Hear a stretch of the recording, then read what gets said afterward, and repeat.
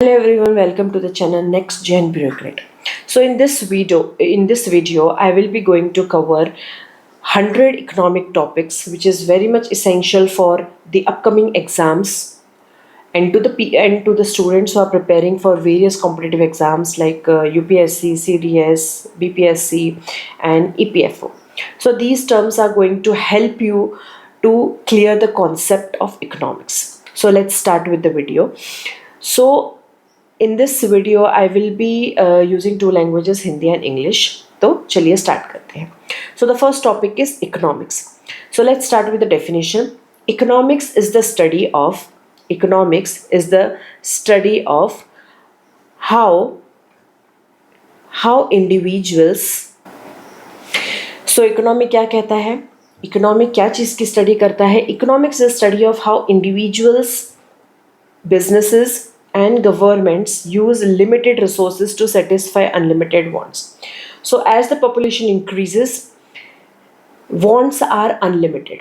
Wants are becoming unlimited. हमारे जो wants हैं वो ख़त्म ही नहीं होते हैं. तो भाई resources तो limited होते हैं, तो इनको हमें बिल्कुल सावधानी से इस्तेमाल करना है. अगर सावधानी से इस्तेमाल नहीं करेंगे तो आने वाले फ्यूचर में ये बचेंगे ही नहीं. तो इसलिए इकोनॉमी क्या करता है, ये स्टडी करता है कि इंडिविजुअल, बिजनेसेस एंड गवर्नमेंट्स किस तरीके से लिमिटेड रिसोर्सेज को यूज़ करें ताकि अनलिमिटेड वांट्स जो है वो सेटिस्फाई कर सकें. अब इसका एक्सप्लेनेशन देखिए क्या दिया है यहाँ पर. अब कौन कौन से रिसोर्सेज की बात हो रही है. Resources such as land, labour, capital and entrepreneurship are scarce. अब यहाँ पे क्या क्या लिमिटेड है, क्या क्या स्कार्स है. लैंड हो गया, लेबर हो गया, कैपिटल हो गया, एंटरप्रेन्योरशिप हो गया, ये सब स्कार्स है. अब इनको बड़ी ही सावधानी से इस्तेमाल करना है क्योंकि जो वांट्स है वो अनलिमिटेड है. ठीक है, पॉपुलेशन है वो बढ़ती ही जा रही है, कम नहीं हो रही है. तो इसलिए रिसोर्सेज का जो इस्तेमाल जो है अगर कंट्रोल नहीं किया जाए, प्रॉपरली एलोकेट नहीं किया गया, इफ़िशेंटली एलोकेट नहीं किया गया तो सब ख़त्म हो जाएगा, सब तहस नहस हो जाएगा. तो इसलिए इस पर रोक लगाना और बहुत ही अच्छी तरीके से इसकी स्टडी करना ज़रूरी है. So the economic helps determine how these resources should be allocated efficiently. ठीक है, तो यहाँ पे क्या बोला गया है, इकोनॉमिक्स हेल्प करता है कि ये रिसोर्सेज को किस तरीके से इफ़िशेंटली एलोकेट किया जाए ताकि अनलिमिटेड वांट्स को सेटिस्फाई किया जा सके. ठीक है, चलो let's move on to the example. हर एक टॉपिक के साथ, हर एक टर्म के साथ आपको एग्जाम्पल मिलेगा ताकि आप अच्छी तरीके से उसको समझ सकें. तो एग्जाम्पल देखिए. Suppose a family has ₹50,000 per month. अब एक फैमिली है, अब वो कितना अर्न करती है, 50,000. कोई एक पर्सन होगा जो 50,000 अर्न करता है. सो ओवरऑल फैमिली में 50,000 हर मंथ आता है. So they must decide how much to spend on food, education, healthcare and savings. So महीने में अगर उनको 50,000 आ रहे हैं तो उनको डिसाइड करना पड़ेगा कि जो अलग अलग चीज़ें जो रिक्वायरमेंट होती है एक फैमिली में, उसको किस तरीके से इस्तेमाल किया जाए. जो मनी आ रहा है, जो पैसे आ रहे हैं 50,000, उसको किस तरीके से प्रॉपरली एलोकेट किया जाए, जिस तरीके से सेविंग भी हो जाए, हेल्थ केयर भी हो जाए, एजुकेशन में भी चला जाए और फूड में भी अच्छी तरीके से चला जाए. तो इस तरीके से प्लान ऑफ एक्शन बनाना पड़ेगा. This decision making process is economic. So क्या होता है ये, इस प्रोसेस को इकोनॉमिक कहा जाता है कि भाई आप किस तरीके से, आपके पास जितने भी पैसे हैं, 50,000 है, 10,000 है, आप किस तरीके से उस पैसों को इस्तेमाल करेंगे, प्रॉपरली एलोकेट करेंगे, इफ़िशेंटली एलोकेट करेंगे ताकि आप उसमें से सेव भी कर सके और वांट्स भी आप सेटिस्फाई कर सके. तो इस स्टडी को कहा जाता है इकोनॉमिक्स. ठीक है, इस डिसीजन मेकिंग को कहा जाता है इकोनॉमिक्स. ओके, तो let's move on to the next topic is scarcity.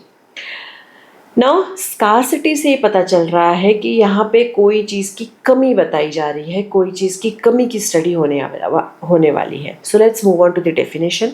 Scarcity means resources are limited while human wants are unlimited. जैसे इकोनॉमिक्स टॉपिक्स में मैंने आपको बताया कि भाई पॉपुलेशन बढ़ती जा रही है तो वांट्स भी है, बढ़ते जा रहे हैं. ठीक है, अनलिमिटेड वांट्स है. तो इस वांट को सेटिस्फाई करने के लिए प्लान ऑफ एक्शन तो बनाना पड़ेगा। अगर नहीं बनाएंगे तो भाई स्कार्सिटी हो जाएगी। क्या हो जाएगी? स्कार्सिटी, मतलब चीज़ें ख़त्म होना स्टार्ट हो जाएगी। इसलिए बोला जाता है कि हर एक चीज़ को बिल्कुल प्रॉपरली सोच समझ कर डिसीजन मेकिंग प्रोसेस से आप प्लान ऑफ एक्शन बनाइए और फिर उसके बाद चीज़ों को इस्तेमाल करिए, नहीं तो आने वाला फ्यूचर जो है वो बहुत ही ज़्यादा भयंकर होने वाला है। Okay, so the coming future will be dangerous if the plan of action, if it is not made, then it will be dangerous. So scarcity means resources are limited while human wants are unlimited. ठीक है, तो ये हो गया scarcity, resources limited है लेकिन human wants unlimited है, तो भाई इसको कंट्रोल तो करना पड़ेगा, तो ये scarcity की तरफ चला जाता है। चलिए एक्सप्लेनेशन पे आते हैं। एक्सप्लेनेशन क्या है? Because resources are scarce people must make choices. Obviously resources जो है, जो भी रिसोर्सेज अवेलेबल है नेचर ने जो दिया है, जहाँ भी रिसोर्सेज अवेलेबल है, ये लिमिटेड है। ठीक है, इनको हमें बिल्कुल प्रॉपरली इस्तेमाल सोच समझकर इस्तेमाल करना चाहिए और करना ही पड़ेगा। Example, water is abundant. सबसे बेस्ट एग्जाम्पल वाटर, क्योंकि जल ही जीवन है। ठीक है, जल ही जीवन है, तो वाटर तो सबसे बेस्ट एग्जांपल होता है स्कार्सिटी के लिए। अभी भी बहुत सारे गांव हैं जहाँ पर वाटर की पानी की जो किल्लत रहती है, वाटर स्कार्सिटी बहुत हाई लेवल पे है। You are lucky if you are getting water 24 hours. Okay, so you are lucky. तो ऐसे लोगों के बारे में सोचिए जहाँ पे पानी की बहुत ज़्यादा किल्लत है, बूंद बूंद के लिए तरस जाते हैं। So water is abundant during monsoon. भाई बारिश आती है तो बहुत ज़्यादा पानी होता है, but scarce in drought prone areas. ठीक है भाई, वहाँ का हाल देखिए कि भाई जहाँ पे सूखा पड़ा है वहाँ पे बिल्कुल भी बारिश नहीं आती है और पानी तक नहीं आता है। Therefore water conservation becomes necessary. तो इसलिए बोला जाता है कि जब भी बारिश आती है तो एक ऐसा आपको प्रोसेस अपनाना चाहिए, कंजर्वेशन जो प्रोसेस रहता है उसको अपनाना चाहिए, ताकि आप वाटर को कंजर्व कर सके, जो गर्मी के सीज़न में यानी कि समर सीज़न में आप उसको इस्तेमाल कर सके। तो इसके लिए इसके लिए बहुत ज़्यादा डिसीजन मेकिंग प्रोसेस चाहिए, क्योंकि हर किसी के लिए पॉसिबल नहीं होता है। ठीक है, because it requires expenses also. ठीक है, हाई लेवल का एक्सपेंडिचर लगता है। ठीक है, तो सबके लिए पॉसिबल नहीं है, but we should try to conserve water, we should try to save water. ठीक है, जो रेगुलर वाटर सप्लाई हमारे घर में आता है उसी को हम सेव करेंगे तो बहुत बड़ी बात हो जाती है। ठीक है, और मॉनसून में भी जो वाटर जो बहुत ज़्यादा बारिश आता है उसको भी हम कंजर्व कर सकते हैं। ठीक है, not a big deal but we can try it. So अब यहाँ पे देखिए एक EPFO पॉइंट बन जाता है कि एक फिल इन द ब्लैंक बन जाता है कि scarcity is the fundamental problem of economics. Yes, जो स्कार्सिटी रहता है वो एक सबसे इम्पॉर्टेंट महत्वपूर्ण प्रॉब्लम है इकोनॉमिक्स की। इसलिए इकोनॉमिक्स जो है वो एक स्टडी है। ठीक है, वो एक हेल्प करता है एक डिसीजन मेकिंग प्रोसेस में। तो इसलिए स्कार्सिटी क्या है? एक फंडामेंटल प्रॉब्लम है इकोनॉमिक्स की। So let's move on to the third topic, which is opportunity cost. Okay, opportunity से ही पता चल रहा है यहाँ पर अवसर। ठीक है, यहाँ पे हिंदी मीनिंग भी लिखा गया है। अपॉर्चुनिटी से पता चल रहा है अवसर, और कॉस्ट का मतलब क्या है? यहाँ पर लागत। ठीक है, कोई एक्सपेंस की बात यहाँ पे की जाएगी। तो चलिए देखते हैं हम क्या है opportunity. So opportunity cost, let's move on to the meaning. Whenever we choose one thing, we have to give up another thing. So यहाँ पर क्या बोला गया है कि अगर आपके पास 2 चॉइसेस है, आपको दोनों चॉइस में से एक ही चूज़ करना है। ठीक है, 2 ऑप्शन दिए गए हैं आपको, उन 2 ऑप्शन में से आपको एक चॉइस आपकी बतानी है। ठीक है, तो जो दूसरी चॉइस को आप छोड़ते हैं, दूसरे ऑप्शन को आप छोड़ते हैं, उसे हम अपॉर्चुनिटी कॉस्ट कहते हैं। So the value of what we give up is called opportunity cost. 2 choices दिए हैं आपको, 2 ऑप्शंस दिए गए हैं, उन 2 ऑप्शंस में से आपको एक ही चॉइस करना है। ठीक है, आपके पास कोई चॉइस ही नहीं है कि आप दोनों को सिलेक्ट कर सकें। ठीक है, तो 2 ऑप्शन दिए गए हैं, उसमें से आपको बोला गया है कि कोई एक ऑप्शन आपको है चूज़ करना है। ठीक है, 2 चॉइसेस हैं, एक चूज़ करना है आपको। तो जो आप दूसरे ऑप्शन को आप जो रिजेक्ट करते हैं, गिव अप करते हैं, उसको कहा जाता है अपॉर्चुनिटी कॉस्ट। तो चलिए हम एग्जाम्पल से अच्छी तरीके से समझते हैं। पहले यहाँ पर हम एक ईजी डेफिनेशन देख लेते हैं इसका। Opportunity cost is the value of the next best options that we sacrifice when making a choice. ठीक है, तो दो ऑप्शन है, एक सिलेक्ट करना है और एक को आपको सेक्रीफाइस करना है, क्योंकि आप दोनों सिलेक्ट नहीं कर सकते हैं, दोनों चॉइसेस नहीं दोनों चॉइसेस आप नहीं बता सकते हैं। तो आपको एक ही सिलेक्ट करना है। जो दूसरा आप छोड़ते हैं उसको हम, जो दूसरे का आप सेक्रीफाइस करते हैं उसे हम अपॉर्चुनिटी कॉस्ट कहते हैं। ठीक है, यहाँ पे और डिटेल एक्सप्लेनेशन दिया गया है। जैसे आर रिसोर्सेज आर लिमिटेड। ठीक है, ये अभी तक हमें पता है कि रिसोर्सेज लिमिटेड है। तो क्या क्या लिमिटेड है? जैसे टाइम लिमिटेड है, मनी लिमिटेड है, लैंड लिमिटेड है, लेबर लिमिटेड है। ठीक है, because resources are limited we can not have everything we want, therefore we must choice. ठीक है, हमें पता है कि रिसोर्सेज लिमिटेड है, हम हर चीज़ नहीं ले सकते हैं।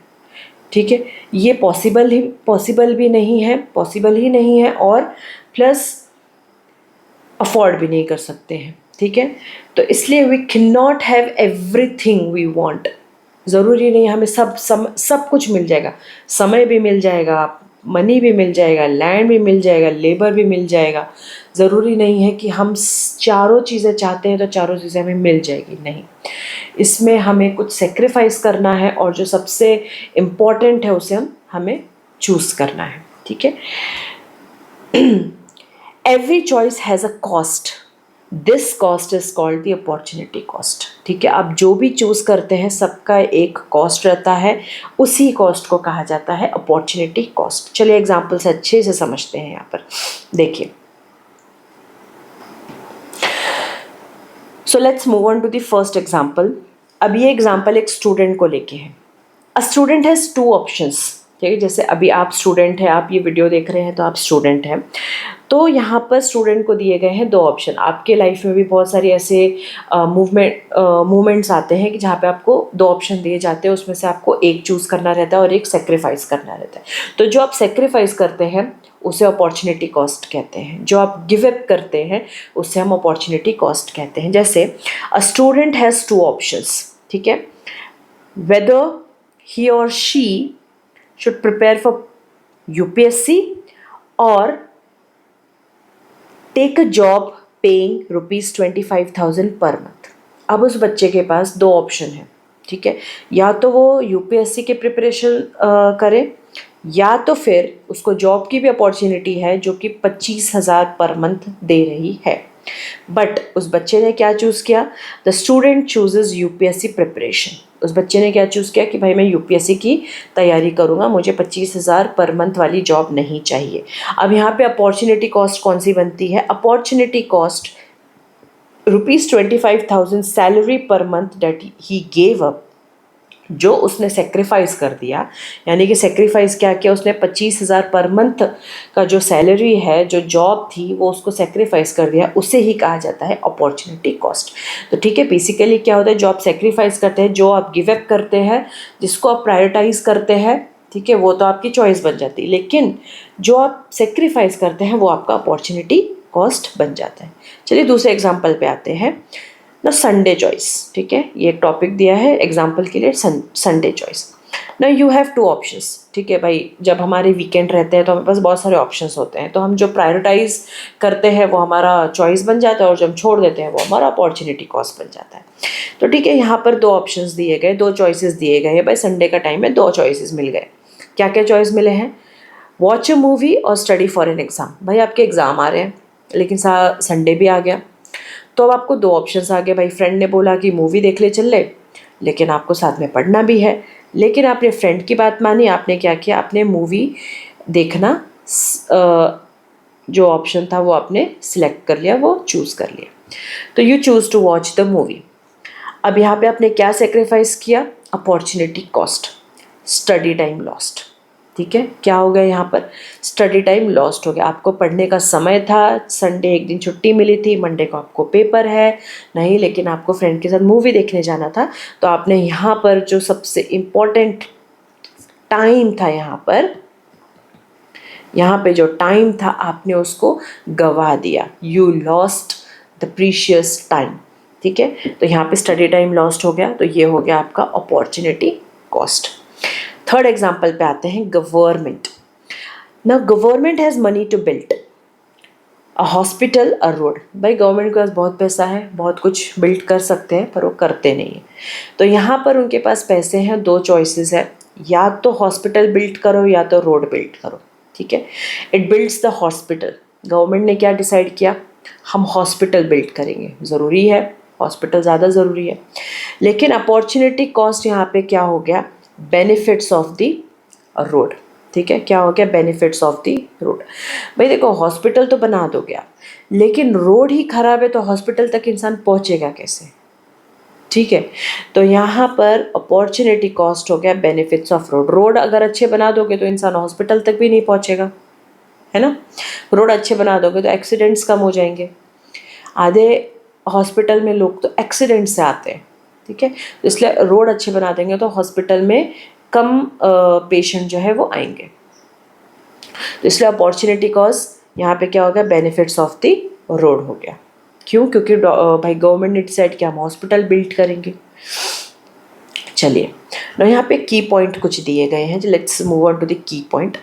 Every choice has a cost. भाई आप जो भी चूज़ करते हैं, ऑप्शंस जो भी दी, जितने भी ऑप्शंस आपको दिए हैं, 3, 4, 10, जितने भी ऑप्शंस दिए, उसमें से आप जो भी चूज़ करते हैं, जो भी आप अपने दिमाग में रख के चूज़ करते हैं, सबका कुछ ना कुछ कॉस्ट ज़रूर होता है। Because choosing one thing means giving up another. ठीक है, क्योंकि आप चूज़ तभी करते हैं, ठीक है, बिकॉज दूसरे को आपको सेक्रीफाइस करना है।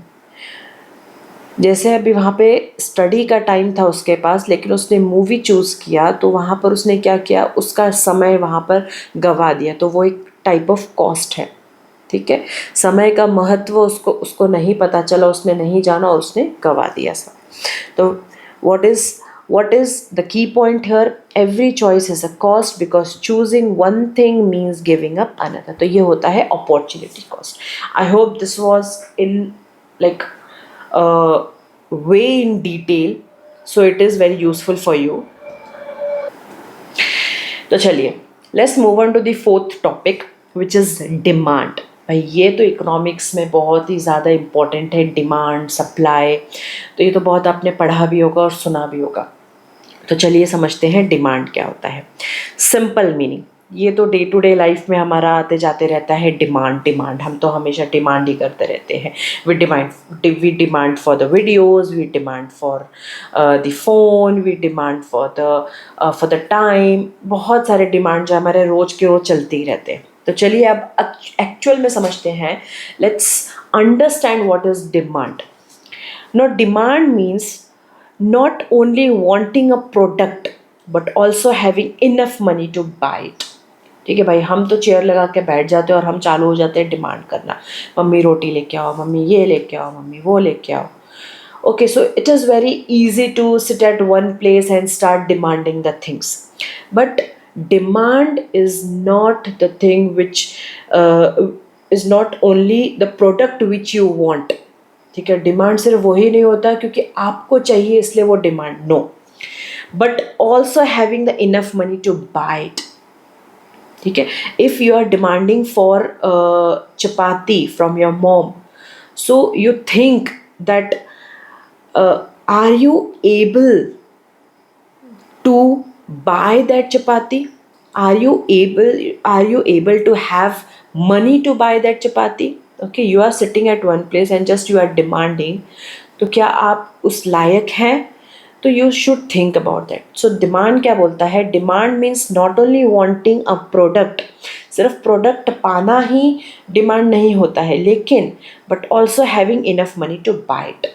ठीक है, आप मार्केट में चल दिए हैं, आपको एक ड्रेस पसंद आ गई है, ठीक है, बस डिमांड करना है हमें ड्रेस चाहिए, लेकिन क्या आपके जेब में वो पैसे हैं? अगर आप अपने पेरेंट्स से डिमांड करें तो क्या आपके पेरेंट्स के जेब में पैसे हैं वो खरीदने का, वो डिमांड पूरी करने की? तो think about that. So easy definition हम पे जाते हैं। Now demand is the quantity of a product that people are willing and able to buy at a given price. ठीक है, तो डिमांड क्या होता है? Demand is the quantity of a product. ठीक है, जो भी प्रोडक्ट है उसकी quantity that people are willing, ठीक है भाई, जितनी भी डिमांड है आपकी उसकी क्वांटिटी से रिलेटेड होता है, ठीक है। जो पीपल जो है वो विलिंग है लेने के लिए, enable to buy at a given price, भाई जितना प्राइस है उसको लेने की क्षमता आप में है, उसे कहा जाता है डिमांड। एक्सप्लेनेशन पे आते हैं। Suppose you want an iPhone worth ₹1 lakh.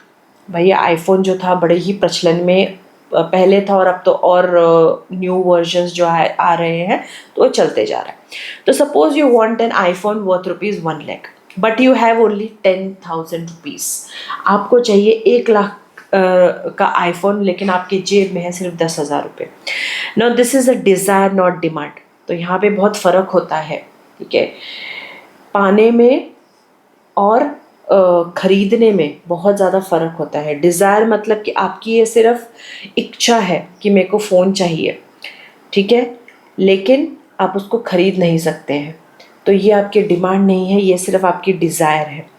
ये सिर्फ आपका एक थॉट प्रोसेस है, या आपकी सिर्फ एक इच्छा है कि आपको फ़ोन चाहिए, लेकिन आप खरीद नहीं सकते हैं। You are not capable to buy that phone, so वो डिमांड नहीं कहलाता है, वो सिर्फ आपकी एक सोच कहलाती है, वो आपकी एक इच्छा कहलाती है।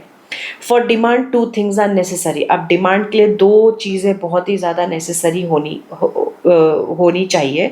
पहली है desire to buy, you want the product. पहले तो आपको प्रोडक्ट खरीदना है कि नहीं है, पहले तो ये आपको ये थॉट प्रोसेस आपका क्लियर होना चाहिए, ठीक है। हाँ, ड्रेस चाहिए तो ये डिज़ायर है, मुझे चाहिए वो ड्रेस, पहली बात तो ये हो जाती है। आपका मन तो होना चाहिए वो ड्रेस बाय करने के लिए, वो ड्रेस खरीदने के लिए, या वो फ़ोन खरीदने के लिए आपका मन तो होना चाहिए, आपको पसंद तो आना चाहिए वो फ़ोन खरीदना, पहला पॉइंट होता है ये। नाउ एबिलिटी टू पे, भाई मन तो है फ़ोन खरीदने का, लेकिन आप खरीद सकते हैं क्या? मन तो है वो ड्रेस, बड़ी पसंद आई मुझे वो ड्रेस, मन तो है वो ड्रेस खरीदने का, पर क्या आप खरीद सकते हैं? तो ये भी चीज़ डिमांड में आती है, ठीक है। So you have enough money to buy it, both must be present. तो दोनों चीज़ होनी चाहिए, तभी वो डिमांड कहलाता है, सिर्फ एक चीज़ से नहीं होता है, ठीक है।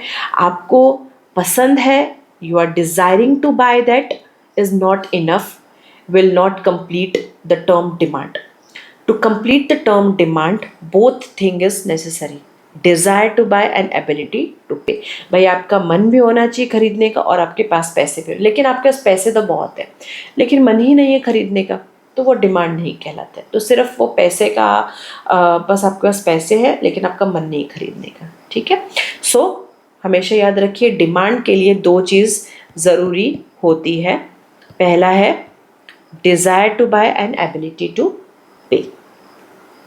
तो ये दोनों ज़रूरी है, अगर ये इनमें से कोई एक है तो वो डिमांड नहीं कहलाता है, वो डिमांड के टर्म को कंप्लीट नहीं करता। एग्जाम्पल देखिए यहाँ पर, ना you have ₹30 and want a chocolate costing ₹20, ठीक है ना, यू कैन बाय इट। आपके पास 30 रुपये हैं और आपको चॉकलेट चाहिए 20 रुपये की, ठीक है। You want a chocolate costing ₹2। अब यहाँ पे देखिए दोनों चीज़ें, आपके पास पैसे भी है, एबिलिटी है आपके पास, यहाँ पे एबिलिटी है, और आपको वांट अ चॉकलेट कॉस्टिंग ₹20, मतलब यहाँ पर आपका डिज़ायर भी है, ठीक है। दोनों चीज़ें, तो ये फुलफिल कर रहा है डिमांड के कॉन्सेप्ट को। So this is demand. तो आप खरीद सकते हैं, आपके पास पैसे भी है, आपको चाहिए भी, तो ये डिमांड को फुलफिल करता है। This is demand. अब चलिए देखते हैं हम फैक्टर्स अफेक्टिंग डिमांड। डिमांड को कौन कौन से फैक्टर जो है वो अफेक्ट करते हैं। देखिए पहला तो आता है प्राइस, ये तो बहुत ज़्यादा इंपॉर्टेंट है प्राइस। तो देखिए अगर प्राइस डिक्रीज होगा तो डिमांड जो है वो बढ़ेगा, ये तो हमें पता है। जब पैसे कम हो जाते हैं तो डिमांड तो ऑटोमेटिकली बढ़ जाता है। लेकिन अगर प्राइस बढ़ जाएगा तो डिमांड कम हो जाएगा, ठीक है। प्राइस बढ़ जाएगा तो डिमांड कम हो जाएगा। अब जैसे एग्जांपल यहाँ पे था आईफोन का, जिसका रेट 1 लाख है, ठीक है, जिसका रेट 1 लाख है, तो भाई प्राइस तो बहुत ज़्यादा हाई है, तो डिमांड तो डिक्रीज होगी। भाई सबकी इतनी एबिलिटी नहीं होती है खरीदने, डिज़ायर तो होता है लेकिन भाई एबिलिटी नहीं होती है कि भाई हम 1 लाख का फ़ोन खरीद लें, ठीक है। एग्जाम्पल देखिए, when petrol prices rise people try to reduce unnecessary travel. ठीक है। जब पेट्रोल का जो प्राइस है वो जब बढ़ता है तो अननेसेसरी ट्रैवल, जो हम थोड़ी थोड़ी छोटी छोटी जगहों के लिए भी हम मतलब शॉर्ट डिस्टेंस के लिए भी हम जो अपनी गाड़ियाँ लेके निकलते हैं, बाइक लेके निकलते हैं, कार लेके निकलते हैं, तो ये जो अननेसेसरी जो ट्रैवल होता है उसको हम कट ऑफ कर देते हैं। क्यों करते हैं? जब अब पेट्रोल प्राइसेस राइज होते हैं। और वही अगर कम होता है तो भाई हम फिर अननेसेसरी जगह पे घूमना शुरू कर देते हैं। हमको 4 कदम, हमको 1 किलोमीटर भी जाना तो भी हम अपनी गाड़ी लेके जाएंगे, ठीक है। तो ये फ़र्क पड़ जाता है। जब प्राइसेस इंक्रीज और डिक्रीज होता है तो डिमांड भी इंक्रीज और डिक्रीज होता है। तो यह इसे कहते हैं वाइज वर्सा बोलते हैं, ठीक है। तो वाइज वर्सा होता है। अब यहाँ पे दूसरा फैक्टर क्या है? इनकम। इनकम अगर इंक्रीज होगा तो डिमांड भी इंक्रीज होगा। तो अब यहाँ पे देखिए, अब यहाँ पे वाइज वर्सा नहीं है, यहाँ पे डायरेक्ट कनेक्शन है। अगर भाई इनकम मेरा बढ़ रहा है तो मेरा डिमांड भी बढ़ेगा, ठीक है। इनकम मेरा बढ़ रहा है, डिमांड भी बढ़ेगा। लेकिन अगर मेरा इनकम कम हो जाएगा तो भाई मैं डिमांड ज़्यादा नहीं कर पाऊँगी, ठीक है। इनकम अगर मेरा कम हो जाएगा तो डिमांड भी मेरा यहाँ पर कम हो जाएगा। यहाँ पे डायरेक्ट रिलेशन है डिमांड और इनकम का, ठीक है। अगर मेरी सैलरी बढ़ेगी तो मेरा डिमांड भी बढ़ेगा, अगर मेरी सैलरी कम होगी तो मेरा डिमांड भी कम होगा। तो भाई यहाँ पे तो सीधी सादी बात है ना, पैसे आएंगे तो मैं अपनी डिमांड फुलफ़िल कर सकती हूँ, पैसे नहीं आएंगे तो कैसे डिमांड फुलफ़िल करूँगी, ठीक है। भाई अगर 1 लाख का फ़ोन मुझे लेना है लेकिन मेरी इनकम ही कम है तो मैं कैसे लूँगी? लेकिन मेरी इनकम है भाई, मैं महीने का आराम से 2 लाख रुपए कमा रही हूँ, तो भाई 1 लाख का फ़ोन मैं ले सकती हूँ, ठीक है। तो I can fulfil my demand. Example देखिए, after salary increases people buy more branded clothes, ठीक है। भाई ये तो हमें भी पता है, आपको भी पता है कि भाई जब हमें जॉब लगती है, जब हमारी सैलरी आती है, वैसे तो हम भाई सस्ते से कपड़े खरीदते हैं, लेकिन जब हमारी जॉब लगती है, जब हमारी अच्छी खासी सैलरी आती है तो we try to buy dresses from mall, like branded clothes we try to buy, ठीक है। तो भाई चेंजेस होते हैं यहाँ पर इनकम और डिमांड में। तो चलिए नेक्स्ट टॉपिक इस पे आते हैं, टाइप पे आते हैं, फैशन एंड टेस्ट। फैशन और टेस्ट कैसे अफेक्ट करता है डिमांड को? Now demand for oversized t-shirts increased because they become fashionable। अब भाई ये तो सबको पता है कि जो चीज़ फैशन में आ जाती है वो डिमांड में भी आ जाती है, ठीक है। जो इन्फ्लुएंसर्स आजकल, भाई इन्फ्लुएंसर्स का ज़माना चल रहा है कि भाई जो इन्फ्लुएंसर जिस टाइप के कपड़े पहनेंगे भाई उसी टाइप के कपड़े वो फैशन में आ जाते हैं और फिर हमें भी वो चाहिए, तो इसकी क्या हो जाती है, वो डिमांड बढ़ जाती है, ठीक है। तो अभी ओवर साइज टी शर्ट्स का जो है वो टाइम चल रहा है, ठीक है। जो पतले से रहते हैं, जो स्मॉल साइज टी शर्ट्स पहनने वाले होते हैं वो भी ओवर साइज टी शर्ट्स पहनते हैं। Why? Because it is fashionable now, it is in demand. दूसरा कौन सा टॉपिक जो है अफेक्ट करता है डिमांड को, वो है पॉपुलेशन। ये तो बहुत ज़्यादा मोस्ट इम्पॉर्टेंट टॉपिक जो है वो अफेक्ट करता है। जैसे मोर पीपल मोर डिमांड, जितने ज़्यादा पीपल रहेंगे उतना ज़्यादा डिमांड रहेगा। जितनी ज़्यादा पॉपुलेशन बढ़ती रहेगी डिमांड तो है बढ़ती रहेगी। भाई पॉपुलेशन कम तो होने वाली है नहीं, ठीक है। बहुत सारे कंट्रोलिंग मेजर्स जो है वो अपनाए गए हैं, बट कंट्रोल तो होने वाला है नहीं। तो भाई जितने ज़्यादा पॉपुलेशन बढ़ती रहेगी डिमांड बढ़ते जाएगा। तो ये बहुत डिफ़िकल्ट टास्क हो जाता है पॉपुलेशन के हिसाब से डिमांड को लाइक कोप करना, ठीक है। तो चलिए अब डेली लाइफ एग्जांपल आपको मैं देती हूँ। नाउ ड्यूरिंग समर में क्या होता है, मतलब सीजन वाइज भी देखो डिमांड में जो है ऊपर नीचे होते रहते हैं। जैसे डिमांड फॉर आइसक्रीम इंक्रीजेस। आपको भी पता है कि समर में क्या होता है ना, कि समर में भाई बहुत गर्मी लगती है तो आइसक्रीम की जो डिमांड है वो बढ़ जाती है। And demand for cold drinks increases, okay.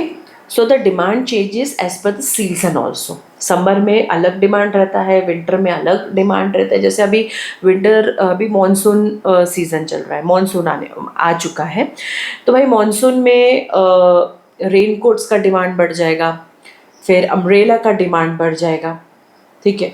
वही समर में भाई कॉटन क्लोथ्स के डिमांड बढ़ जाते हैं, आइसक्रीम्स कोल्ड ड्रिंक्स के डिमांड बढ़ जाते हैं।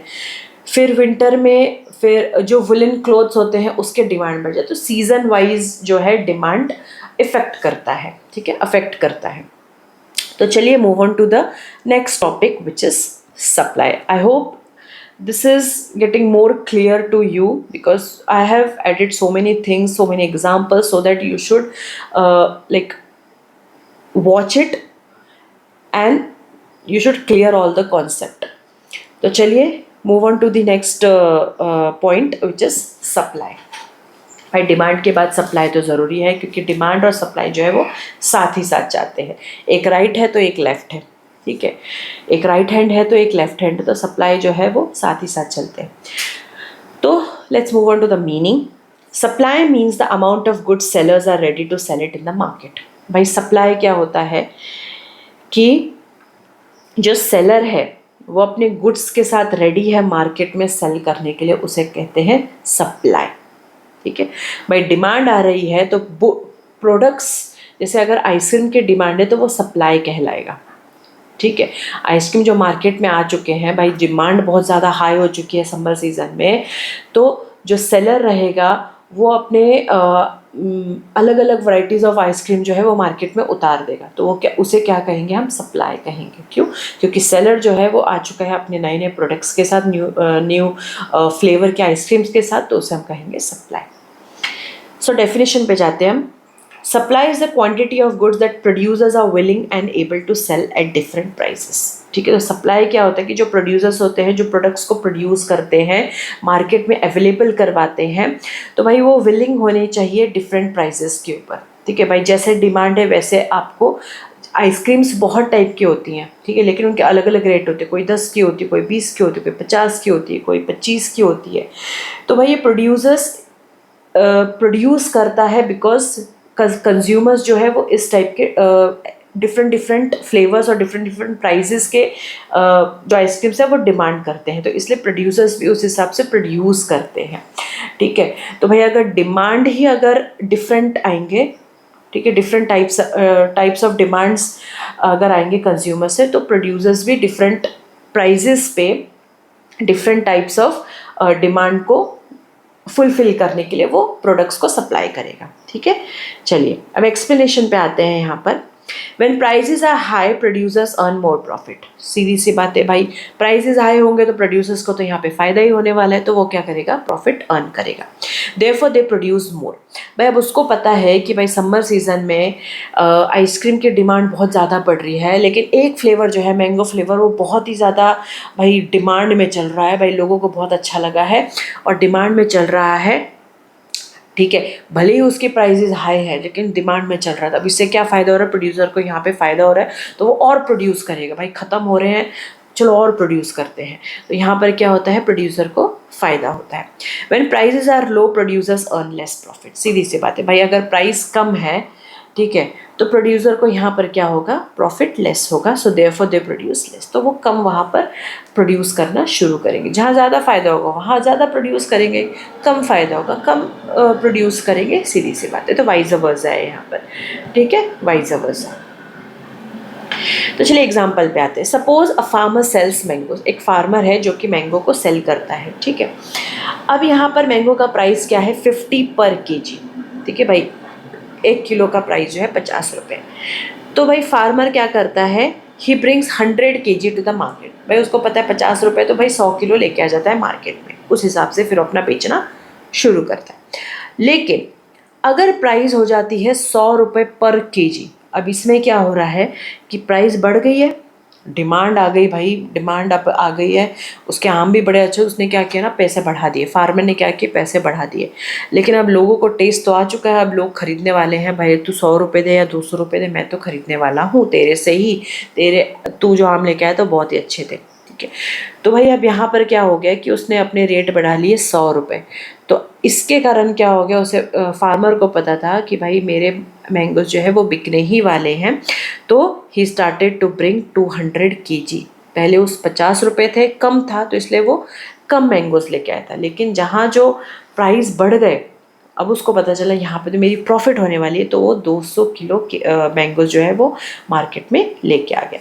रीज़न देखिए यहाँ पर क्यों, because higher price means higher profit. सीधी सी बात है भाई, ज़्यादा पैसे आप भी बहुत टाइम पे ऐसा होता है कि भाई आप वहीं जाते हो जहाँ पे आपको प्रॉफिट होने वाला है ना। आप फ्रेंड्स भी वैसे ही बनाते हो जहाँ पे आपका प्रॉफिट होने वाला है, ठीक है। तो higher price means higher profit. तो चलिए, अब यहाँ पर भी कुछ फैक्टर्स है जो कि सप्लाई को अफेक्ट करते हैं, जैसे डिमांड को अफेक्ट करता था। अब यहाँ पर भी प्राइस अफेक्ट करेगा सप्लाई को, सीधी सी बात है। हायर प्राइस हायर सप्लाई, ज़्यादा प्राइस होगा तो ज़्यादा सप्लाई भी होगा। कॉस्ट ऑफ प्रोडक्शन क्या है? Higher cost lower supply. भाई अगर किसी प्रोडक्ट को बनाने के लिए वहाँ पर हाई कॉस्ट लग रहा है तो उसका लोअर सप्लाई हो जाएगा मार्केट में, ठीक है। तो ये सीधी सी बात है, कॉस्ट ऑफ प्रोडक्शन। भाई एक प्रोडक्ट को बनाने के लिए बहुत ज़्यादा पैसे लग रहे हैं उसमें, ठीक है, लेकिन उसका प्रॉफिट ही उतना नहीं आ रहा है, तो फिर उसका सप्लाई भी कम हो जाएगा। Technology, better machines higher productions, ठीक है। जिस तरीके से पॉपुलेशन बढ़ रहा है तो टेक्नोलॉजी भी एडवांस होती जा रही है। तो अगर हर फार्मर, हर प्रोड्यूसर अगर एडवांस टेक्नोलॉजी यूज़ करने लग जाएगा तो उसका जो प्रोडक्शन है वो भी हाई हो जाएगा, प्रॉफिट भी हाई हो जाएगा। लेकिन टेक्नोलॉजी एडवांस हो चुकी है, पॉपुलेशन बढ़ती जा रही है, ठीक है, बट उस टेक्नोलॉजी का इस्तेमाल वो प्रोड्यूसर नहीं कर पा रहा है, फार्मर नहीं कर पा रहा है, तो इससे क्या होगा, उसका जो लॉस होना स्टार्ट हो जाएगा। So better machines higher production. So next topic is government policy. अब गवर्नमेंट पॉलिसी जो है वो कैसे अफेक्ट करता है सप्लाई को? सब्सिडीज इंक्रीज द सप्लाई, ठीक है। Taxes reduce supply. सब्सिडीज जो रहते हैं वो गवर्नमेंट की तरफ से आते हैं, तो वो क्या करता है, वो सप्लाई को इंक्रीज करता है। लेकिन जो टैक्सेस होते हैं वो सप्लाई को जो है डिक्रीज करता है। भाई आपको पता है कि टैक्सेस तो बहुत ज़्यादा हाई होते हैं, टैक्सेस भरने पड़ते हैं, तो भाई वो क्या, उससे क्या हो जाता है, सप्लाई हर एक जगह। अब भाई आपको अगर कोई प्रोडक्ट को एक जगह से, अगर आपको फैक्ट्री से मार्केट तक लेके जाना है तो उतने डायरेक्शन में बहुत सारे टोल नाका आते हैं, बहुत सारे टैक्सेस देने पड़ते हैं वहाँ पर। तो भाई इससे क्या हो जाता है ना, सप्लाई जो ऑटोमेटिकली वहाँ पे रिड्यूस हो जाता है, ठीक है। तो ये सारे फैक्टर्स जो है सप्लाई को अफेक्ट करते हैं, ठीक है। Let's move on to the next topic which is law of demand, ठीक है। लॉ ऑफ डिमांड, अब डिमांड के भी कुछ लॉ होते हैं, ठीक है। तो देखिए कौन कौन से लॉ होते हैं। लॉ ऑफ डिमांड, ना easy definition, when the price of a product increases demand decreases, when the price decreases demand increases। अब यहाँ पे क्या हो रहा है, वाइजा वर्जा हो रहा है। वाइजा वर्जा मतलब क्या होता है, एक चीज़ बढ़ता है तो एक चीज़ कम होता है, एक चीज़ कम होता है तो एक चीज़ बढ़ता है। तो जैसे अगर प्राइस बढ़ेगा तो डिमांड कम हो जाएगा। जाहिर सी बात है कि भाई सब अफोर्ड नहीं कर सकते हैं, ठीक है। प्राइस कम होगा तो डिमांड बढ़ जाएगा, लेकिन भाई तुम प्राइस बढ़ा दोगे फिर अफोर्ड नहीं कर पाएंगे सब लोग, तो ऑटोमेटिकली डिमांड वहाँ पे कम हो जाएगा। तो ये वाइजा वर्जा, ठीक है, एक हाथ ले एक हाथ दे, इस तरीके से चलता है ये। So other things remain unchanged, ठीक है। बाकी जो फैक्टर्स रहते हैं वो अनचेंज्ड लाइक रहते हैं, उनमें कोई फ़र्क नहीं पड़ता। लेकिन यहाँ पे क्या होता है ना, प्राइस का ऊपर नीचे चलता है, ठीक है। डिमांड बढ़ेगा, सप्लाई प्राइस बढ़ेगा तो डिमांड कम होगा, और प्राइस कम होगा तो डिमांड कम हो जाएगा, इंक्रीज हो जाएगा। तो ये वाइज वर्सा। लेकिन जो बाकी फैक्टर्स जो रहते हैं वो सब बने रहते हैं ना। सिंपल फॉर्मूला देखते हैं यहाँ पर, जैसे प्राइस बढ़ेगा तो डिमांड कम होगा, प्राइस कम होगा तो डिमांड यहाँ पे बढ़ जाएगा। ये हमने देखा डेफिनेशन में, ये वाइज वर्सा कॉन्सेप्ट पे काम करता है। एग्जाम्पल देखते हैं ना। चॉकलेट प्राइस, एक चॉकलेट है उसका प्राइस है 10 रुपये, ठीक है। 100 people buy it. Chocolate price 20, only 50 people buy it, ठीक है। जब चॉकलेट का प्राइस 10 रुपये था तो डिमांड बढ़ गई थी उसकी, ठीक है। डेयरी मिल्क चॉकलेट है, ठीक है, डेयरी मिल्क चॉकलेट है, उसका प्राइस जो है 10 रुपया है। भाई लोगों को बड़ा अच्छा लगा, 10 रुपये है, भाई टेस्ट भी हो जाता है, बहुत ज़्यादा चॉकलेटी भी नहीं होता है, 10 रुपये में काम बन जाता है। तो भाई 100 लोगों ने, डिमांड वहाँ पर बढ़ गई, 100 लोगों ने उसको ख़रीद लिया। लेकिन भाई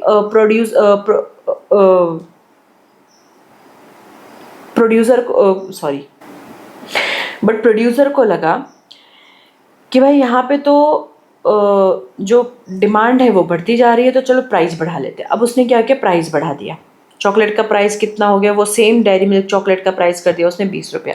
अब यहाँ पर क्या हो गया, जो लोग 10 रुपये की चॉकलेट खाना पसंद कर रहे थे, जो कि अफोर्डेबल था, टेस्ट भी था और पैसे भी बजट में थे, वो खा रहे थे, लेकिन उसने 20 रुपये 10 रुपये बढ़ा दिए, 20 रुपये की चॉकलेट कर दी। यहाँ पर डिमांड क्या हो गया, डिमांड कम हो गया, ठीक है, 50 लोगों ने ही चॉकलेट खरीदी। तो यहाँ पर क्या हो गया, price increases, demand decreases, okay, price increases, demand decreases, price decreases, demand increases, तो वाइज वर्सा, तो demand falls because price increase, ठीक है। तो भाई बहुत ही सावधानी से मार्केट में गेम खेला जाता है, ऐसे ही कुछ भी एक्सपेरिमेंट करेंगे तो लॉस होता है, ठीक है। वाई डज दिस हैपन, अब ये क्यों होता है? Reason 1, people have limited income. भाई हर बहुत ही अलग अलग टाइप के ग्रुप्स अवेलेबल है, ठीक है, सब कोई अफोर्ड नहीं कर सकता है, इसलिए सबकी चॉइसेस को देखकर ही प्रोडक्ट्स अवेलेबल है मार्केट में, ठीक है। कंज्यूमर जैसे डिमांड करते हैं वैसे प्रोड्यूसर्स को मार्केट में प्रोडक्ट्स अवेलेबल करवाना पड़ता है। तो पीपल हैव लिमिटेड इनकम, भाई सब लोग बहुत अच्छा नहीं कमाते, सबके पास लिमिटेड है तो वो लिमिटेड ही खर्चा करते हैं। Reason 2, people look for cheaper alternatives, ठीक है। भाई अगर 20 रुपये की चॉकलेट, अगर 10 रुपये की चॉकलेट वही टेस्ट दे रही है जो 20 रुपये की चॉकलेट दे रही है, तो वो 10 रुपये की चॉकलेट क्यों ना खरीदो, 10 रुपये उसके सेव हो रहे हैं, ठीक है। 20 रुपये की चॉकलेट वही सेम टेस्ट दे रही है तो वो 10 रुपये के 2 चॉकलेट्स खरीद लेगा, 2 दिन खा लेगा वो, है ना। पर 20 रुपये की चॉकलेट जो कि सेम टेस्ट दे रही है 10 रुपये वाली, तो वो एक ही टाइम खा सकता है और 20 रुपये भी गए। तो भाई चीपर ऑल्टरनेटिव्स देखते हैं, क्यों? क्योंकि इनकम कम है, पैसे कम है, तो ऑल्टरनेटिव्स देखते हैं, हम भी ढूंढते हैं, ठीक है। We are students, we are staying in hostels, ठीक है। वहाँ पे क्या होता है कि भाई वी ट्राई और we are living in a PGs और द रूम, ठीक है, हम रूम लेते हैं, हम हमेशा एक चीपर ऑल्टरनेटिव्स देखते हैं कि भाई हमें सस्ता मिल जाए रूम, या हमें शेयरिंग में मिल जाए, हमें सस्ता पीजी मिल जाए, okay. Then we try to find out कि हम वहाँ पे एक प्रॉपर एक अच्छा सा होटल मिल जाए जहाँ पे हम चीप रेट में थाली खा सके, टिफ़िन मिल जाए, टिफ़िन सर, तो काफ़ी चीज़ें जो है हम चीपर ऑल्टरनेटिव्स पे जाते हैं। Why? Because we have less money, we do not have more money, so we have less money, तो हम उस तरीके से हम सोचते हैं। रीज़न 3 क्या कहता है? Higher prices reduce purchasing power. भाई पैसे बढ़ जाते हैं तो सबकी खरीदने की क्षमता नहीं होती है, तो खरीदने की क्षमता जो है वो कम हो जाती है, सब नहीं खरीद पाते हैं। रियल लाइफ एग्जांपल से हम जानते हैं, जैसे पेट्रोल का एग्जांपल लेते हैं। When petrol becomes expensive, people use public transport and travel less, ठीक है, सीधी सी बात है। भाई पेट्रोल बढ़ जाता है तो भाई सबकी इतनी क्षमता नहीं है, सबकी इतनी पावर नहीं है कि भाई वो पैसे भरे और पेट्रोल भरवाए, ठीक है। तो what they do, they move on to public transport, भाई वो ज़्यादा सस्ता पड़ जाता है, और वो they try to travel less.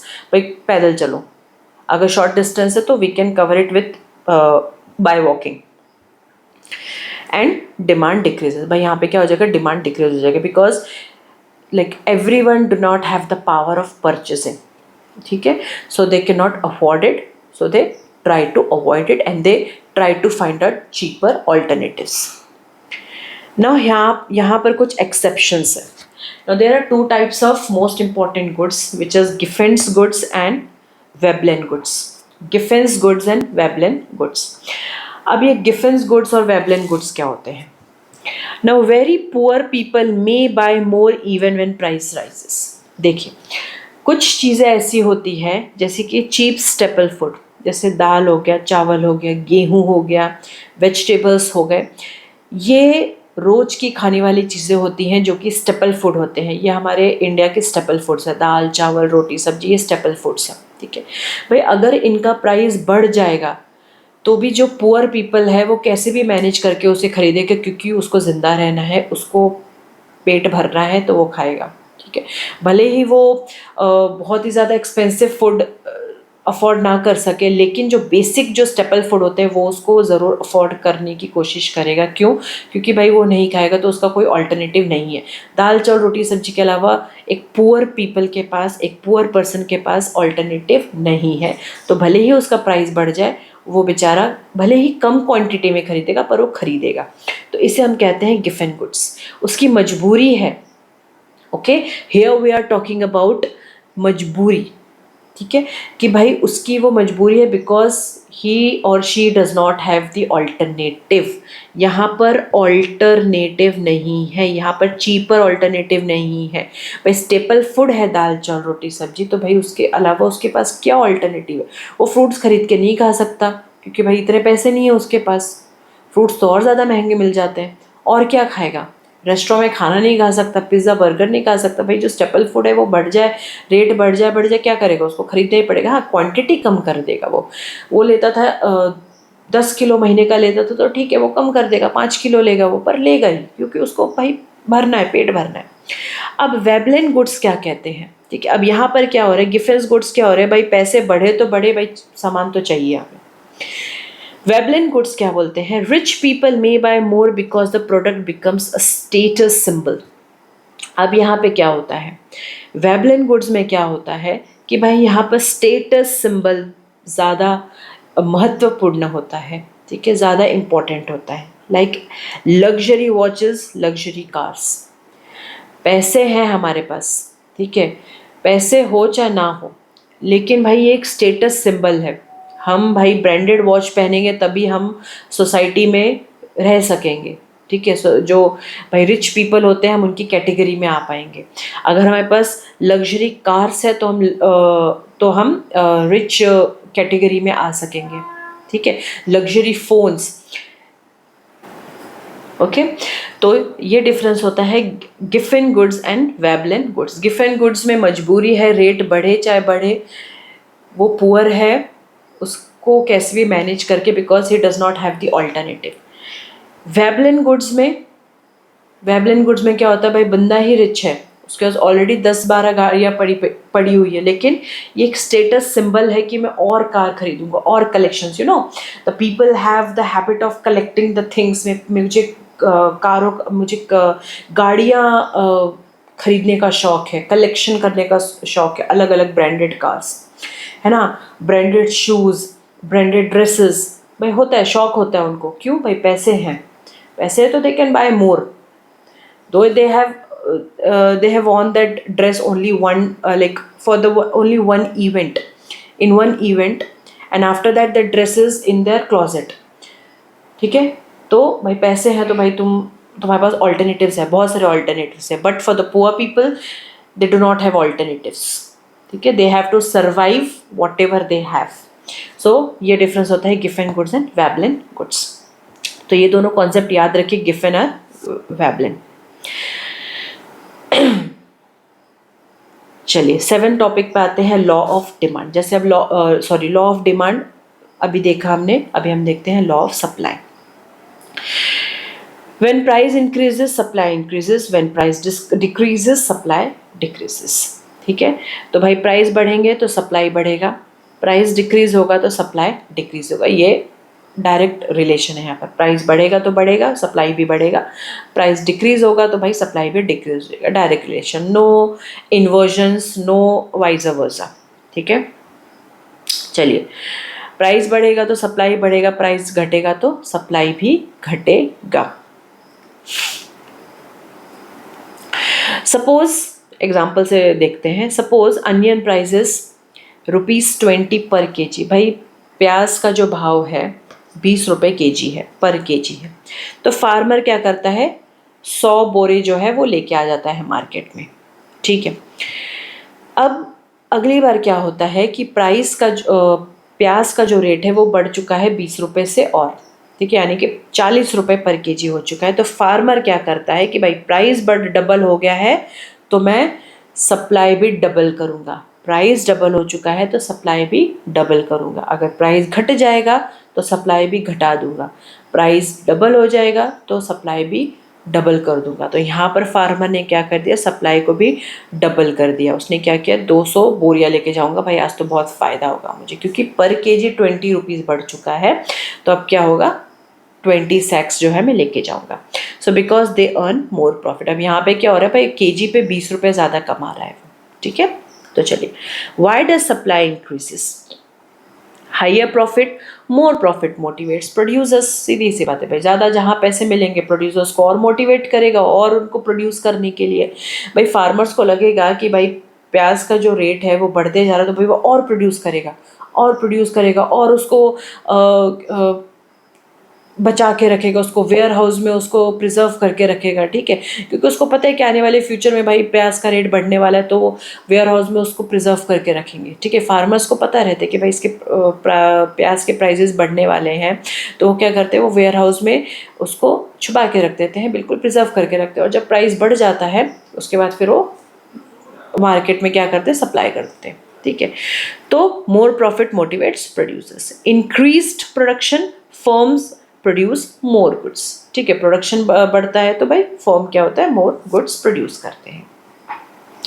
More sellers enter market, high profits attract new producers, ठीक है। अब इससे क्या होता है भाई, जब प्राइस बढ़ना जब शुरू हो जाता है, उससे क्या होता है ना कि भाई सेलर्स की बहुत ज़्यादा एंट्री हो जाती है और नए नए सेलर्स जो है मार्केट में एंटर कर जाते हैं। तो इससे क्या होता है कि high profits attracts new producer. जो क्यों होता है ऐसा, क्योंकि जब प्राइस बढ़ जाते हैं ना, तो भाई बहुत से जो न्यू प्रोड्यूसर जो है उनको भाई एक मोटिवेशन मिल जाता है कि भाई हम भी पैसे कमाएंगे, हम भी पैसे कमाएंगे। तो यहाँ पे क्या होता है, high profits attract new producers. तो ये है law of supply. Let's move on to market equilibrium. Now equilibrium से पता चल रहा है कि यहाँ पे इक्वालिटी की बात की जा रही है, तो मार्केट इक्वालिटी, ठीक है। अब भाई कौन सी इक्वालिटी की बात की जा रही है मार्केट में, इक्विलिब्रियम मीन्स इक्वल, संतुलन, simple meaning. Market equilibrium is a situation where demand and supply become equal. अब भाई ये कौन सी सिचुएशन की बात कर रही है, भाई ऐसा सिचुएशन मार्केट में आ जाता है कि जहां पर डिमांड और सप्लाई जो है वो बिल्कुल इक्वल हो जाता है। क्या हो जाता है, इक्वल हो जाता है। चलिए एग्जांपल से जानते हैं। मिल्क मार्केट की बात करते हैं कि अगर सपोज मिल्क का जो डिमांड है वो है 1000 लीटर और सप्लाई उसका हो जा रहा है 1000 लीटर, तो यहाँ पे क्या हो गया, निल हो गया, कुछ भी नहीं एक्स्ट्रा बचा है। जो डिमांड आया था वो सप्लाई हो गया, ठीक है। तो यहाँ पर demand is equals to supply, तो ये क्या हो गया, ये मार्केट इज एन इक्विलिब्रियम, ठीक है। Market is an equilibrium. भाई दूध की डेयरी है, उसके पास सपोज 1000 लीटर वो जो दूध प्रोड्यूस करता है, तो एक प्रोड्यूसर है, उसने बोला कि मुझे 1000 लीटर जो है पूरा दूध चाहिए, तो भाई उसकी पूरी दूध की जो डेयरी है उसने ख़त्म कर दी। तो इससे क्या हो गया, मार्केट एक इक्विलिब्रियम कंडीशन में चला गया, इक्वालिटी हो गई, कुछ भी नहीं बचा, पूरा हाथों हाथ चला गया। Now what happens at equilibrium, यहाँ पे क्या होता है, नो शॉर्टेज, कुछ शॉर्टेज नहीं होता, जो डिमांड तो वही सप्लाई हुआ, यहाँ पे कोई शॉर्टेज नहीं होती है। भाई प्रोड्यूसर को बोल दिया जाता है कि भाई तुम्हें इतना प्रोड्यूस करना है, इतनी क्वांटिटी प्रोड्यूस करनी है, क्योंकि इतना सप्लाई होने वाला है, इतना डिमांड आया है। तो यहाँ पे क्या होता है, कोई शॉर्टेज नहीं होता है। प्रोड्यूसर को पता है कि उसको कितना क्वान्टिटी जो है उसको प्रोड्यूस करना है, क्योंकि डिमांड उतना ही आया, तो यहाँ पे कोई शॉर्टेज नहीं होता है, कुछ लॉस नहीं होता है यहाँ पर, ठीक है। एवरीवन गेट्स इनफ गुड्स, तो यहाँ पे क्या होता है, एवरीवन गेट्स इनफ गुड्स, जितना डिमांड था उतना सप्लाई हुआ है। No surplus, nothing remains unsold, ठीक है, कुछ भी अनसोल्ड नहीं रहता है, जो डिमांड वही सप्लाई हुआ है। तो यहाँ पे इक्विलिब्रियम हो गया, कोई शॉर्टेज नहीं हुआ है, ठीक है, और कोई गुड्स भी जो है वो अनसोल्ड नहीं रह गए, ठीक है। एग्जाम्पल देखते हैं। अ शॉप हैज़ 100 नोटबुक्स, एक शॉप है जिसके पास 100 नोटबुक्स है। तो भाई एक कस्टमर आ गया, उसकी वांट क्या थी, 100 नोटबुक्स की थी। तो यहाँ पर क्या हो गया, एवरीथिंग इज सोल्ड, कुछ भी अनसोल्ड नहीं रहा। तो this is equilibrium. So this is the condition of equilibrium, ठीक है। जो डिमांड था वही सप्लाई हो गया है यहाँ पर। तो चलिए नेक्स्ट टॉपिक पे आते हैं, इलास्टिसिटी ऑफ डिमांड। ये टर्म बहुत बार सुना होगा आपने, इलास्टिसिटी ऑफ डिमांड। अब इलास्टिक के जैसे डिमांड होता है, ठीक है, बड़े ही खिंचावदार रहता है डिमांड। तो चलिए यहाँ पर देखते हैं, elasticity tells us how much demand changes when price changes. अब इलास्टिसिटी क्या होता है भाई, जितना आप एक इलास्टिक को खींचेंगे, जैसे रबर बैंड ले लीजिए, आप उसको जितना खींचेंगे भाई उतनी उसके टूटने की संभावना बढ़ जाती है। ठीक है, तो इलास्टिसिटी क्या कहता है, how much demand changes when price changes, demand कितना चेंज होता है जब प्राइस चेंज होता है। तो भाई रबर बैंड को आप जितना खींचेंगे उसमें चेंजेस दिखना शुरू हो जाते हैं, वो उतना कमज़ोर पड़ते रहता है। तो वैसे इलास्टिसिटी क्या कहता है कि भाई जब प्राइस चेंज होता है तो डिमांड में भी कितना बदलाव होता है वो बताता है इलास्टिसिटी ऑफ डिमांड। तो चलिए आते हैं एग्जाम्पल पे। Suppose a smartphone price falls by 10%। भाई एक स्मार्टफोन जो है मार्केट में उसके प्राइस जो है वो गिर चुकी है 10% से। So the demand rises by 30%। सीधी सी बात है भाई, फ़ोन के रेट, किसी की भी कोई भी प्रोडक्ट के रेट अगर गिरेंगे तो डिमांड जो है वो यूं बढ़ जाएगा। ठीक है, तो भाई 10% से गिरा, यहाँ पे 30% से डिमांड बढ़ गया। Not demand changed a lot. देख सकते हैं आप यहाँ पे कितना बदलाव हो गया डिमांड में।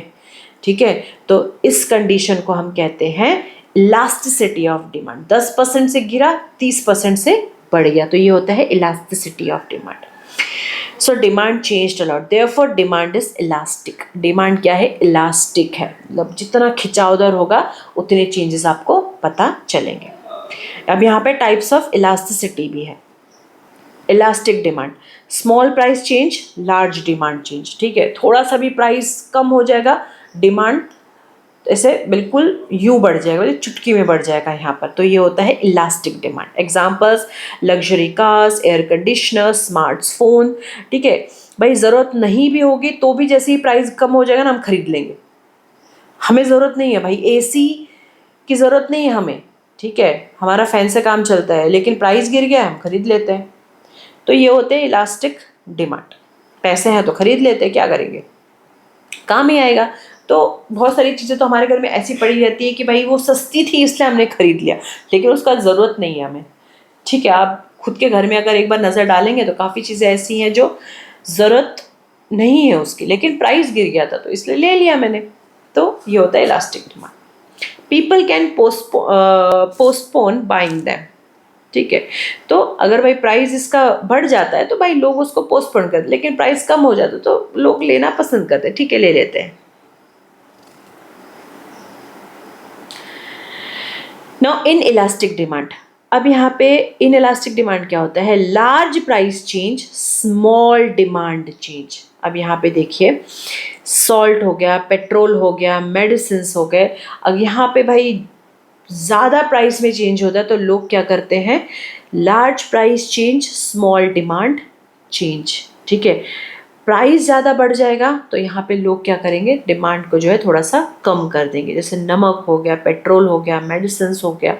तो ये बहुत ज़्यादा आवश्यकता नहीं है, नमक को कम किया जा सकता है, पेट्रोल को भी कम किया जा सकता है। मेडिसिन जब जो ज़रूरत होगा उसी को खरीदेंगे, हम स्टॉक नहीं जमा कर लेते हैं घर पे। तो ठीक है, प्राइस बढ़ेगा तो डिमांड में भी चेंजेस हो जाएंगे यहाँ पर। ठीक है, people need them anyway, like लोगों को चाहिए लेकिन थोड़ा सा वो कॉम्प्रोमाइज कर सकते हैं चीज़ों को लेके।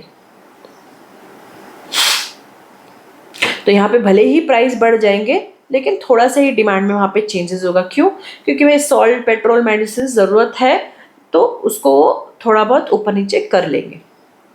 मेडिसिन जो है भाई, अगर तबीयत ख़राब है, फीवर की टैबलेट है तो वो तो चाहिए, भले प्राइस बढ़ी है या क्या, लेकिन वो तो चाहिए ही चाहिए। ठीक है, तो यहाँ पे ऑल्टरनेटिव्स मिल जाते हैं। Now perfectly inelastic demand, price changes but demand remains the same। अब यहाँ पे देखिए क्या होता है, perfectly inelastic demand। perfectly यहाँ पे कोई इलास्टिसिटी नहीं है, यहाँ पे क्या हो रहा है, प्राइस चेंज होता है लेकिन डिमांड जो है वो वैसे का वैसे ही रहता है, कोई चेंजेस नहीं होते। एग्जाम्पल से समझते हैं, जैसे life saving medicine during emergencies. अब भाई इमरजेंसी में दवाइयाँ का रेट अगर बढ़ जाए, ठीक है, दवाइयों का रेट अगर बढ़ जाए जो कि ज़िंदगी बचा सकती है, तो भाई वहाँ पे डिमांड में कोई कॉम्प्रोमाइज़ कोई नहीं करेगा। भाई पैसे बड़े हैं तो बड़े हैं, लेकिन वो ज़िंदगी बचा सकता है तो वो तो डिमांड होना ही है, ठीक है। वहाँ पे कोई ऊपर नीचे नहीं होगा। क्यों? क्योंकि वो तो चाहिए ही चाहिए, वो एक नेसेसिटी बन जाती है वहाँ पर, ठीक है। तो यहाँ पर डिमांड में कोई चेंजेस नहीं होंगे, वो सेम ही रहेगा, ठीक है। नाउ डेली लाइफ एग्जांपल देखते हैं, जैसे एक एग्जांपल है सॉल्ट का। Price increases from ₹20 to 25, people still by almost the same quantity. भाई अगर मुझे एक नमक का पैकेट एक महीने में लग रहा है, भले अब उसकी 20 से 25 हो जाए या 25 से 30 हो जाए, लेकिन मुझे नमक तो ज़रूरत है, बिना नमक का खाना तो मैं नहीं खा सकती, नहीं बना सकती हूँ मैं, तो इसलिए भले ही उसकी प्राइस बढ़ जाए, लेकिन अगर महीने में एक पैकेट मुझे लगता है तो भाई लगता ही है, मुझे ख़रीदना ही पड़ेगा, क्योंकि वो मेरी नेसेसिटी है। I cannot compromise in that, and I do not have the alternative for that, so I have to buy it. Inelasticity, अब इसे क्या कहते हैं? Inelasticity of demand कहते हैं इसको। क्या कहेंगे? Inelasticity। भाई यहाँ पे कोई इलास्टिसिटी नहीं हो रही है, पैसे बड़े तो बड़े, लेकिन मुझे चाहिए ही वो, मैं उसमें कॉम्प्रोमाइज़ नहीं कर सकती और उसमें कोई ऑल्टरनेटिव्स भी नहीं ढूंढ सकती हूँ मैं, ठीक है। Now television. अब टेलीविज़न में क्या होता है? Price decreases from 30,000 to 25,000। भाई पहले टेलीविज़न का प्राइस था 30,000, लेकिन अब उसकी प्राइस हो चुकी है 25,000। अब इसमें क्या होगा? Many more people buy it, ठीक है। भाई लोगों को लगा 30,000 का मिल रहा था, लेकिन अब तो 25,000, सीधा 5,000 कम हो गए। तो अब लोग क्या करेंगे? यहाँ पर परचेस करने की कोशिश करेंगे, जो अफोर्ड कर सकते हैं वो खरीद लेंगे, ठीक है, ठीक है। तो many more people buy it, पैसे कम हो गए तो लोग खरीदना प्रेफर करेंगे अगर वो अफोर्ड कर सकते हैं तो। Now let's move on to the next topic which is GDP। ये तो बहुत बार सुना होगा आपने GDP, न्यूज़ में भी सुना होगा GDP, ग्रॉस डोमेस्टिक प्रोडक्ट, ठीक है। तो चलिए इसको हम डिटेल में जानते हैं।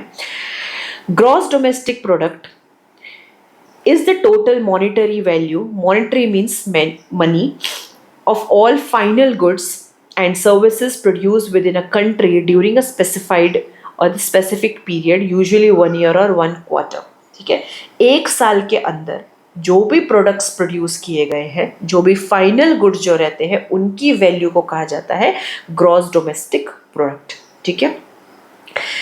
Let's move on to the simple definition, जिससे हम और अच्छे से समझ सकेंगे। GDP measures the size and the health of a country's economy.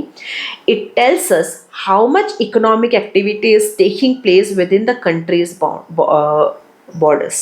तो एक साल में कंट्री में क्या क्या एक्टिविटीज़ हुई है इकोनॉमिक्स में, उसे हम कहते हैं GDP। Measures the size and the health of a countries economy, ठीक है। GDP क्या करता है?